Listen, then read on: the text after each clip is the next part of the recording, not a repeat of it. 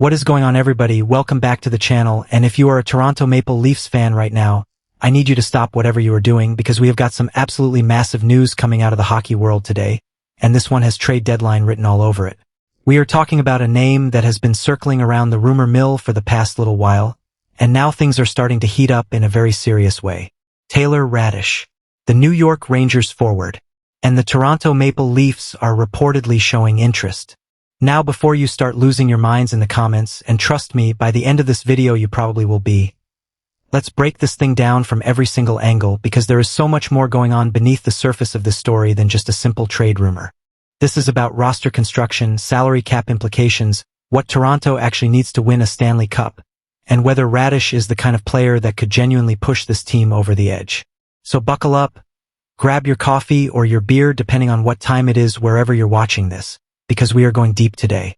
Let's start with the man himself. Taylor Raddysh is a 25-year-old right wing from Brampton, Ontario. And yes, you heard that right, the kid is from Ontario, so you already know playing for the Maple Leafs would mean something different to him than it would for just about any other player on the market right now. He was drafted 36th overall by the Tampa Bay Lightning back in 2016, and people forget just how highly touted this guy was coming out of junior hockey.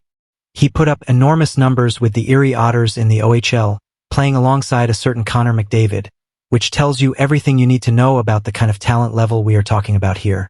He was not just a complimentary piece in junior, he was a bona fide offensive weapon, a power forward with size, a lethal shot, and the kind of compete level that coaches absolutely love. His path to the NHL was not a straight line, though. He came up through Tampa's system, and anybody who has followed the Lightning over the past decade knows that breaking into that lineup is genuinely one of the hardest things a young player can do, because that organization has been so deep for so long. He had cups of coffee with the big club, showed flashes of what he could do, but never really got the extended opportunity to prove himself at the top level with Tampa. Then came the trade to Chicago in the deal that also brought Boris Katchouk over, a fresh start, a chance to play real NHL minutes on a rebuilding team. And you know what? He actually produced.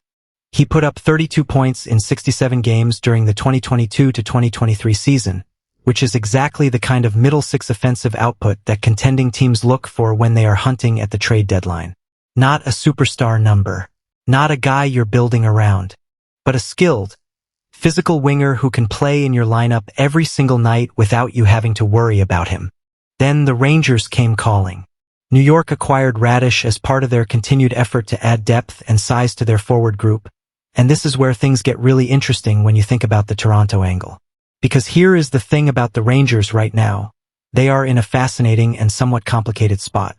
They made their big moves, they have gone all in with this core of Artemi Panarin, Vincent Trocheck, and of course Chris Kreider, and they have been building around Igor Shesterkin in net for what feels like forever now.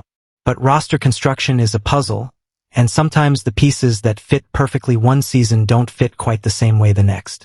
Raddysh has been a solid contributor in New York, but with the Rangers always maneuvering and managing their cap space, and with the team constantly looking to optimize their lineup for a playoff push, the door on a Taylor Raddysh trade is not closed. Not even a little bit. Now let's talk about Toronto because this is really where the meat of the conversation is. The Maple Leafs are in that familiar and somewhat maddening position of being an elite regular season team that has not yet broken through in the playoffs the way their talent says they should. Austin Matthews is one of the best goal scorers on the planet. William Nylander is in the middle of what might be the best stretch of hockey of his career. Mitch Marner, love him or hate him, is a point-per-game player who makes everyone around him better. John Tavares is still a legitimate top-six center at this stage of his career. On paper, this is a team that should be a cup contender every single year. But hockey is not played on paper, and Toronto fans know better than anyone that the regular season means nothing if you cannot translate it to playoff success. So what does Toronto actually need? This is the question that Brad Treliving has been wrestling with ever since he took over as general manager. And it is the question that defines every single trade rumor and free agency decision this franchise makes. The answer, if you ask most analysts and most hardcore Leafs fans, comes down to one thing: they need more size, more physicality, more of what you might call playoff identity. They need guys who are not afraid to go to the dirty areas of the ice, who can handle the increased intensity and the tighter checking that comes with playoff hockey, who can win battles along the boards in the third period of a Game 7. That is the profile. And when you look at Taylor Raddysh through that lens, he starts to make a lot of sense. Raddysh is 6'3", he's 212 pounds. He plays with an edge, and he has a shot that goalies genuinely have to respect. He is not a finesse player who disappears when the going gets tough. He is the kind of winger who can go to the net, take a hit to make a play, and still have enough skill to capitalize on the chances that get created in front of the crease. When you think about what Toronto's power play looks like, and how they could use a net front presence who actually has goal-scoring ability, Raddysh becomes even more attractive. This is not a role player we are talking about. This is a legitimate top-9 forward who could potentially push into the top 6 in the right situation. Now here is where the cap piece comes in, because you cannot talk about any Maple Leafs trade without talking about the salary cap situation, and Brad Treliving has been doing some serious financial gymnastics to keep this team competitive while managing the megadeals that Matthews, Nylander, and Marner are all on. Raddysh carries a cap hit of $2.75 million, which for the level of player you are getting is genuinely a steal in today's NHL market. If you are Toronto and you can add a player of his caliber at that number, you are getting tremendous value without blowing up your cap structure. That is the kind of deal that allows you to add a meaningful piece without having to sacrifice something equally meaningful coming back the other way. It is the perfect profile for a contending team looking to add at the deadline without going all in and exposing themselves on the back end. The question of what Toronto would have to give up is where things get spicy. The Rangers are not a rebuilding team. They are not looking for draft picks to stockpile for a decade from now. They are competing right now, which means if they are moving Raddysh, they want to get back something that helps them today or in the very near future. That likely means a prospect with a relatively short timeline to the NHL, or a pick in the first or second round that is not too far out. Toronto has been somewhat protective of their prospect pool under Treliving, and rightly so, because you cannot just give everything away and expect to keep replenishing the pipeline. But if the ask is reasonable, and if the fit makes sense, this is exactly the kind of deal that Leafs management should be willing to pull the trigger on. Let's also talk about the fit from a locker room and culture standpoint, because this matters more than people sometimes give it credit for. Raddysh is a young Canadian kid from Brampton who grew up watching the Maple Leafs. Coming home to play for your hometown team is not nothing. That kind of emotional investment, that extra chip on your shoulder when you are wearing the blue and white in front of the hometown crowd at Scotiabank Arena, you cannot manufacture that, and you cannot put a dollar value on it. Players who have that connection to their teams consistently go that extra mile in those moments when the game is on the line, and in the playoffs, those moments are everything. There is also a competitive history worth mentioning here. Raddysh has been in winning environments before. He was in the Tampa organization when they won back-to-back Stanley Cups. And while he was not a key piece of those championship teams, the culture of winning, the habits, the practice habits, the accountability, those things rub off on you. He knows what a championship organization looks like from the inside, and that kind of experience is invaluable when you are trying to build a winning culture in a market like Toronto where the pressure is as intense as anywhere in professional sports. The Rangers' situation is also worth monitoring closely going forward, because their playoff positioning and the health of their roster is going to directly influence how motivated they are to move pieces before the deadline. If New York finds themselves fighting for positioning and needs to make a move to bring in different personnel, Raddysh becomes very movable very quickly. General managers talk to each other all the time, and if Treliving has already put a call in to the Rangers front office, which multiple sources now suggest has happened, then this thing could move a lot faster than people expect. I also want to address the skeptics for a second, because I know there are people watching this right now who are going to say, okay, Raddysh is fine, but is he really the missing piece? Is he the guy who is going to take the Maple Leafs from a team that keeps losing in the first round to a legitimate Stanley Cup champion?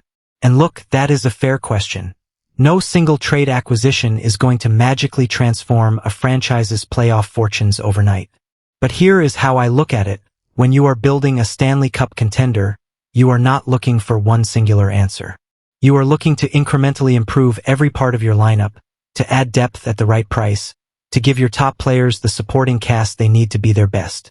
Taylor Raddysh does not have to be the hero of this story. He just has to be better than what Toronto currently has in that spot in the lineup, and given the production, the size, the cap number, and the competitive experience, the argument that he clears that bar is a very strong one. The other thing I will say is that the timing of this report matters. When these stories start coming out this early, it usually means that there is genuine momentum behind the scenes. Beat reporters and insiders do not put their names on trade rumors unless they have heard something credible from multiple sources. This is not a make-up story. This is not a slow news day clickbait situation.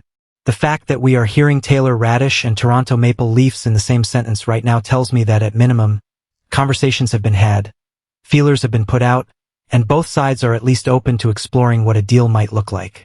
Whether it gets done is a whole other question, and there are plenty of trades that get discussed in the NHL that never come to fruition for 100 different reasons, but the fact that we are here talking about this means the smoke is real. I want to know what you think because the comments on this channel are genuinely some of the best hockey conversation on the internet, and this is a topic where there are a lot of valid opinions on all sides. Are you a Leafs fan who wants this deal done yesterday? Are you a Rangers fan panicking about what moving Raddysh would mean for your lineup depth? Or are you someone who thinks this is all being overblown and Toronto should be targeting a different profile of player entirely? Let me know down below. Drop a comment. Tell me your hottest take. Argue with each other. That is what this community is for. One last thing before I let you go. Keep your eyes on the next few weeks of trade deadline news, because if this rumor is already circulating this loudly, you can bet that there are 10 other conversations happening behind the scenes that we do not even know about yet. The Maple Leafs front office is not just sitting on their hands right now. Brad Treliving has made it very clear that he is not afraid to be aggressive when the right opportunity presents itself. And if Taylor Raddysh represents the right opportunity, I would not be at all surprised to wake up one morning very soon and see that blue Maple Leaf jersey with a very familiar name and number on the back. Toronto is hungry. The fan base is hungry. And right now, the trade market is wide open. This story is far from over, and I will be covering every single development as it happens right here on this channel. So make sure you hit that subscribe button if you have not already. Smash that like button because it genuinely helps more people find this content, and turn on the notifications so you do not miss a single update as this thing develops. This is going to be a wild ride, and you are going to want to be here for every minute of it. I will see you in the next one.